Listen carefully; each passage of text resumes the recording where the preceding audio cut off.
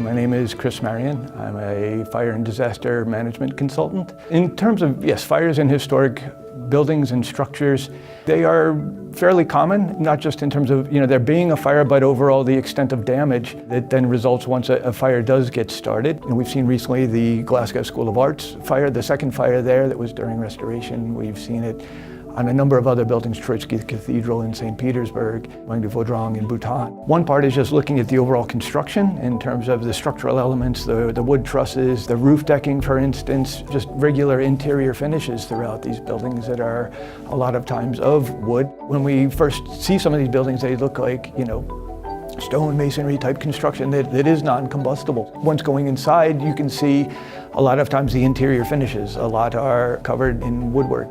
The floors, the pews in churches and so forth are all wood and combustible materials. And then over time, buildings continue to accumulate materials, papers, whether it's artwork, all types of different things that are actually combustible, and they just continue over time to build up and get placed throughout different areas of the building. Some of the other things that we run into is just looking at fire separations, for instance. There may not be a fire separation, it may just be a large uncompartmented space that would allow the fire to spread within that space and to continue on kind of unchecked. They may have actually put in firewalls at times, but then over the years and centuries and so forth, doors may be removed for various reasons. One of the other things just to keep in mind too, it's challenging to send emergency responders into those spaces. There's limited areas that they have to fight a fire from. They have limited water supplies and hoses and those types of things. So it's typically an externally fought fire, and when you look at that, a lot of these roofs in these older buildings are, of slate or lead or copper or different types of materials, which are intended to keep the water out. So,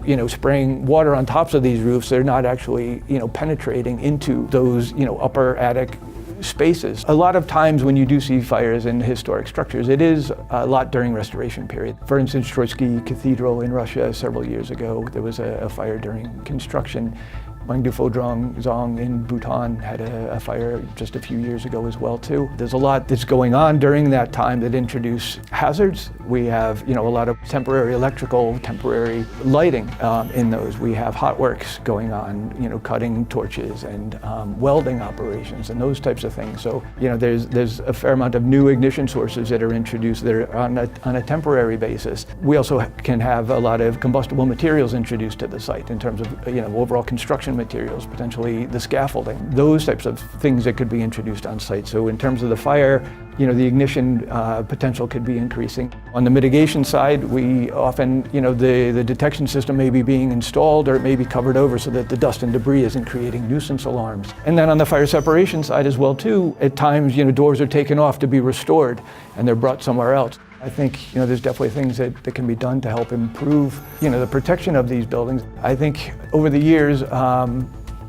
people have been living, working, going to services in these buildings for years, and these buildings have lasted for centuries at times. And there kind of gets this perception that, well, we haven't had a fire, therefore we're safe and this is protected and we're okay. But it really is just having, an ignition source close to something that's combustible and just having that opportunity that, something does ignite and, has the opportunity to expand from there. So just because, it hasn't happened doesn't mean that it is, fireproof, for instance. And I think we just, need to remember that.